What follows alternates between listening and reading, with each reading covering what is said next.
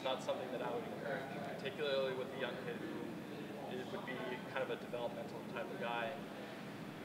To get this bat path will do wonders for anyone that you're coaching, I promise. So what are the absolutes? Bat path is one absolute. What are the other 2 or 3 absolutes? Well, you said there's black and white and gray, so what are the black and white? Well, black and white is definitely stride and loaded at release point. That has to happen, otherwise you're not going to be successful. I think something that we see with like kind of early guys is that they stride when when the ball's in flight.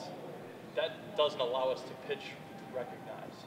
So if the pitcher has released and we're still getting to our stride, that ball's climbing up on us, and that like an 80-mile-an-hour fastball becomes like an 87, 88, and the scale goes upwards.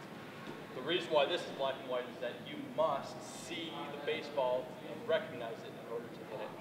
It's a 2-step process that happens really quickly in your mind, and the more time we have to do that, the better we're going to be. In terms of gray area, I would say that the way you stride and load is up to you, but the concrete answers to get to that position. So when you're loading, how much are you shifting that? Good question. So, we say, I'll give you a general number term so you have a general idea, but again, there's no absolutes. I would say that when you're starting in your stance, you should probably be 60-40 to your backside. Okay? And once you get to your load, you should probably climb closer to about 75. Still balanced and able to, recognize, and, the biggest thing is not changing your eye level. So when you get to your load, you see this, or you see that, or that, make sure that, you still have your weight on your backside. Your load gets an initial increase in weight, but not tipping the scale. And then once that pitch comes in, your hands go, but your weight's still behind it. Your hands are the first to go, and then as the bat comes through the barrel, or through the contact zone, that's when your weight shifts, so just slightly below. That's another thing you see is a lot of lunging on the front. Yeah, that leads in nicely to our first drill for front toss. But is there anything else that you question? One of the things you hear youth coaches tell a lot is loads when the pitcher's leg goes up. But I'm hearing you say that's too early. I agree. Yeah, I think because it's a visual cue.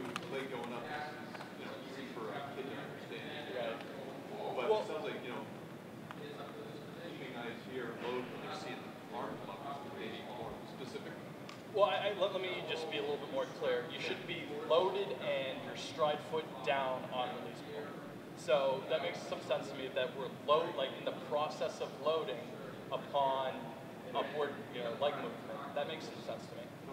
But I think if you played into practice, right, that you can't have too much of a hesitation between, your final load and then ultimately that pitch coming through. Right, because then that creates a timing issue. So you need to find, and that's, I guess, kind of the objective of baseball is that each pitcher is a little bit different. And his timing's a little bit different. And, and what we tell our guys is that whenever there's a BP round or there's a hitter or if they're on deck, they are practice their timing. So let's just say that we have a BP going on here and here's the screen. What I'm teaching our guys to do is I am finding that spot to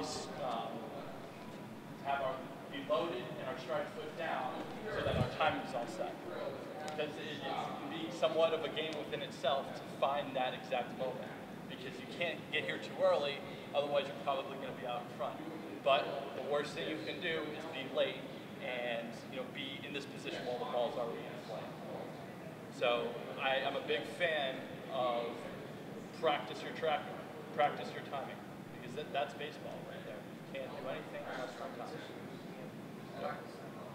Other than just in-game reps, and I think that if you're having a machine going, you should have one guy in the cage, one guy in the back timing it. And the problem with it is, as a player, and I've experienced it, is it can be a little bit tedious, it can be a little bit unexciting. But the reality is that it works. That's how you get better. You can always work on your timing. You only have so many swings in the tank. Any other questions? All right, Coach Lewis, behind the front toss station.